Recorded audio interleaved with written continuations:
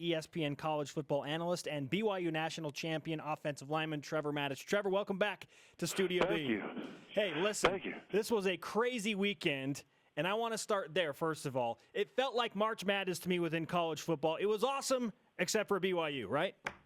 Yeah, that kind of put a big wet blanket over the whole thing. It was so much fun to watch all those other games because you don't have skin in the game. You know, you're watching Oklahoma beat Baylor. You're watching just a lot of desperate teams trying to keep their playoff hopes alive, and it was fun and entertaining. But with BYU, you know, I evaluate BYU as a dispassionate analyst because that's my job.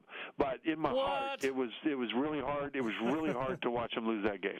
Yeah, it's tough. In our conversation in the opening segment, Trevor, It's weird. BYU's 7-3, but they're not nationally relevant. That's still a good record. But BYU is not relevant. They're not ranked. They had a chance to do that.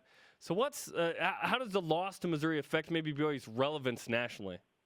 Well, BYU's relevance nationally only matters when they are in the mix for either a playoff spot or a New Year's Six bowl. And they don't have the benefit of the doubt that the group of five has, to where if they're the highest ranked among that group, they get the automatic bid. They would have to be ranked high enough and be relevant enough that the New Year's Six Bowls would want to pick BYU as an at-large selection, which could happen because BYU is a respected national brand. But now with 3 losses, that's off the table as well. But that doesn't mean it's a lost season. You know, that means that goal is out the window. But BYU still has a chance to win 10 games, which against this schedule is a phenomenal season. So if you entered this season thinking, okay, BYU is going to finish this whole thing, including the bowl game, at 10-3. It's not ideal, but you'd say, man, that's fantastic considering that this could be said to be the most difficult schedule BYU has played, at least in my memory. So, you know, the national relevance of it is one standard, but it's not the only standard. And I think BYU has a lot to be proud of and still a lot to play for. If, and this is a big if, BYU does beat Fresno State and Utah State and then win a bowl game to finish 10-3, would the Cougars then again be nationally relevant at the end of the season?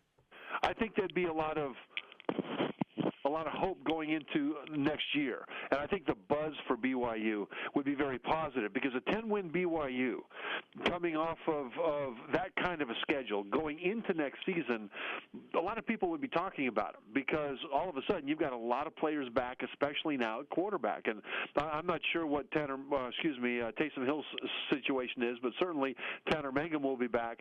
And I think going into next season, when you talk about relevance, if BYU is able to get a fast start because of the conversation that we'll have heading into the start of the season, I think you'll have a team that has a chance to, once again, make enough noise to possibly qualify for a New Year's Six Bowl next year. So we'll have to see. That's one of the things that they're playing for this year. I mean, they wouldn't say that. They're saying they just want to play to win the very next game. But the big picture is it all matters in terms of continuity heading into next season. That's big picture. Let's talk about just Missouri and maybe where BYU goes from here and the nuances of that game. Where did BYU lose the game against Missouri, Trevor? Defensive penalties. I expected the offense of BYU to struggle. I mean, Missouri is one of the best defenses in the country. They're only giving up about 14.5 points a game. BYU scored 16 as a team, so that's pretty good, I guess. But I didn't expect BYU's offense to do a whole lot. What I expected was the defense to really shut down Missouri's offense, and they did, but for a couple of key penalties. And the one that stands out is a pass interference penalty in the end zone that negated an interception in the end zone by Kai Nakua. And Missouri turned that from a turnover, that interception, with new life. They scored a touchdown and won the game by 4 points. You know, and it's hard to point a finger at a guy. It's hard to point a finger at even just one play. But ultimately, you can look at any one of 3 or 4 or 5 plays in any close football game, and if any 1 or 2 were reversed, the outcome is reversed. And that's one play that you can look at, not knowing that would be the case before the play or before the game. But afterwards, looking back at it, it's BYU defensive penalties that extended Missouri drives that really cost them this game.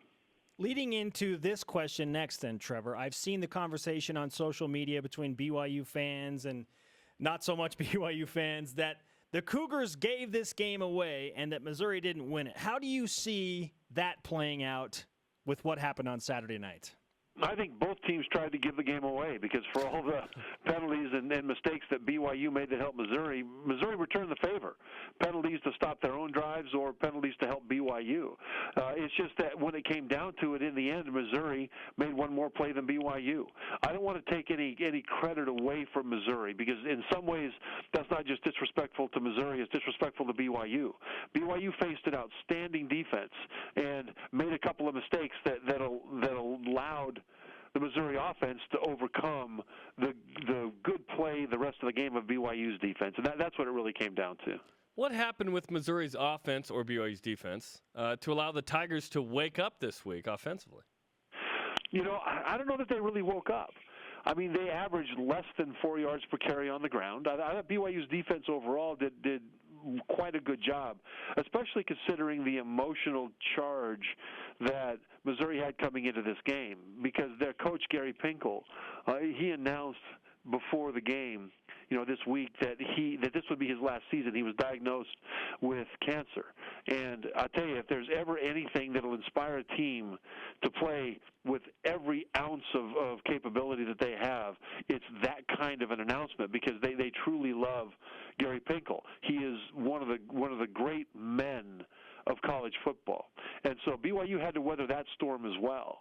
So, I think that if BYU had won this game, regardless of Missouri's record, it would have been a great quality win for BYU. It's just that they let it slip away. Over 400 yards of offense given up to Missouri. How much do you attribute that to the Tigers' ability to control the ball and the clock? Well, they were able to do that. They were able to move the ball, and BYU had trouble getting off the field. They gave up too high of a third down percentage. Missouri was able to convert those third downs and stay on the field. But even so, if it weren't for the penalties, it wouldn't really have mattered much, because what matters is the score, not the yardage. And the score, BYU would have had it if that interception would have stood.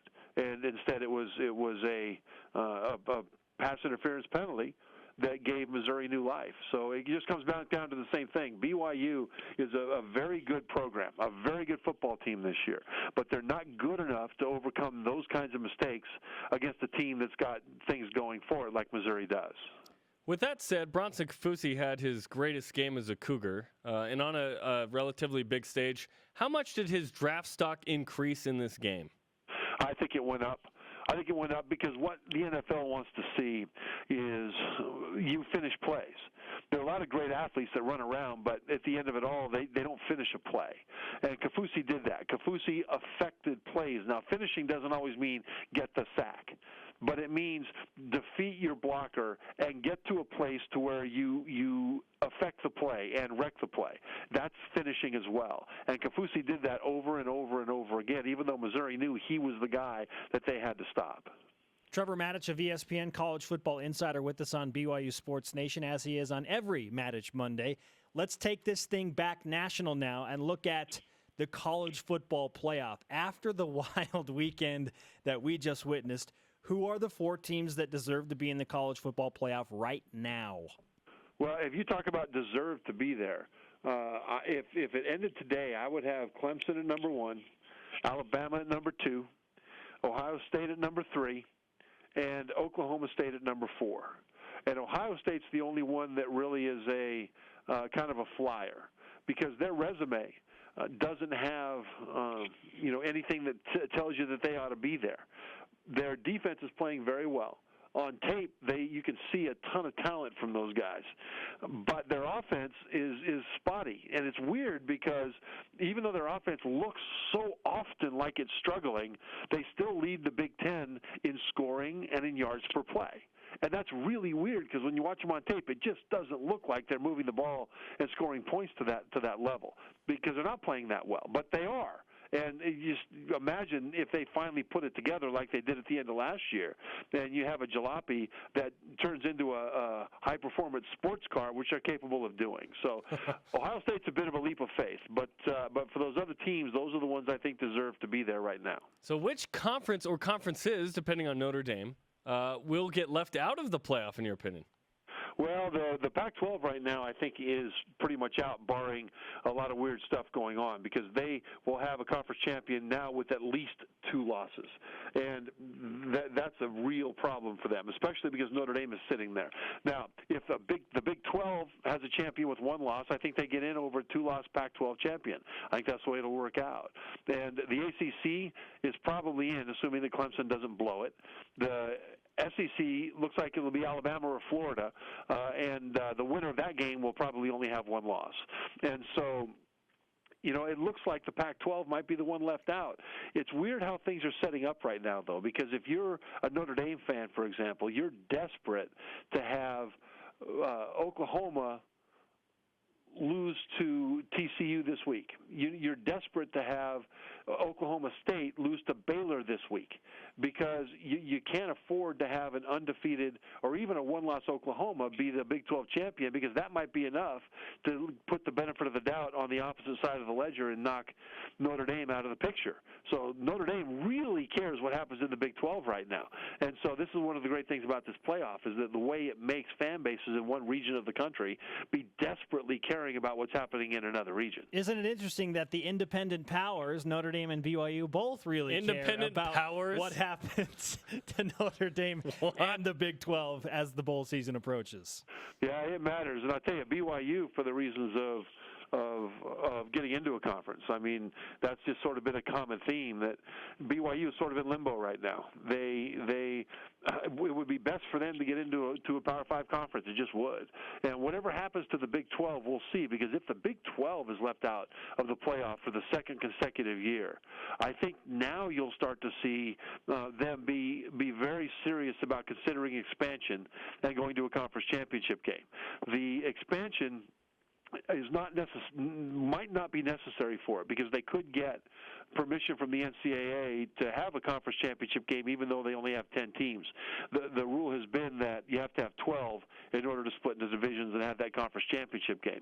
But even so, the Big 12 last year didn't rush into making big changes, certainly not expansion, after they were left out of the playoff, and it was wise for them to do that, to not have a knee-jerk emotional reaction.